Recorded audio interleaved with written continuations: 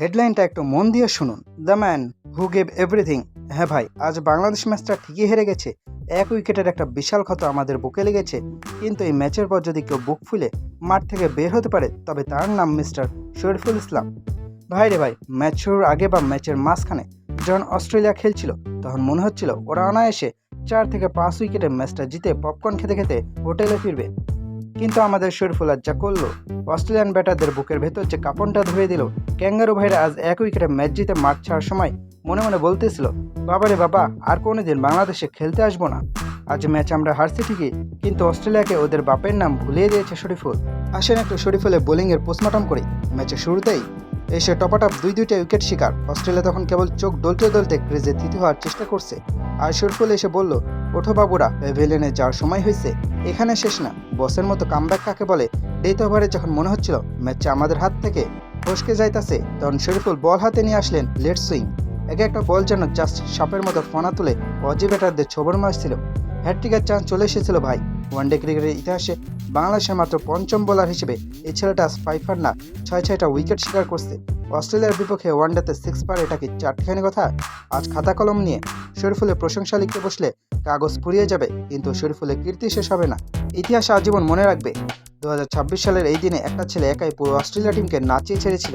তবে একটা বড় কিন্তু এখানে আছে বস, ম্যাচটা কিন্তু আসলে আমরাই জিতে গিয়েছিলাম। একদম অস্ট্রেলিয়ার পকেট থেকে ম্যাচটা আমরা বের করে এনেছিলাম।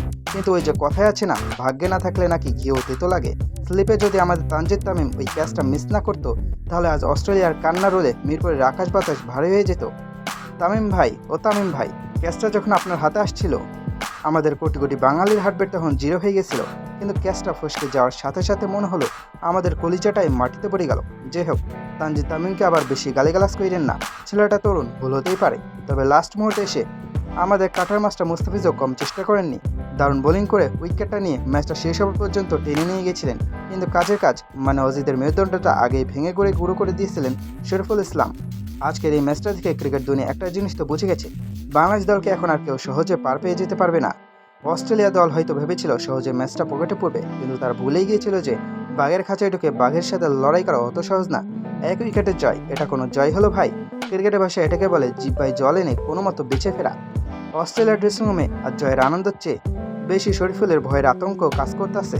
শরীফুল আজ যে স্পেলটা করছে, ওয়ানডে ক্রিকেটে এটা তার ক্যারিয়ারের সেরা বোলিং ফিগার। এই পারফরমেন্সটার পর শরীফুলকে স্যালুট না দিয়ে উপায় নাই। ম্যাচটা হলেও সিরিজ কিন্তু আমাদেরই, আর আজকের দিনে আসল হিরো আমাদের শরীফুল। ক্রিকেট শুধু হার জিতের খেলা না, ক্রিকেট হলো মনের জয় করার খেলা। আর আজ আমাদের বাংলাদেশ দল হেরেও কোটি কোটি ক্রিকেট ভক্তের মন জয় করে নিছে। The man who gave everything Shariful ইসলামের এই দানবীয় বোলিংয়ের জন্য তাকে একটা স্যালুট দিতেই হয় ভাই।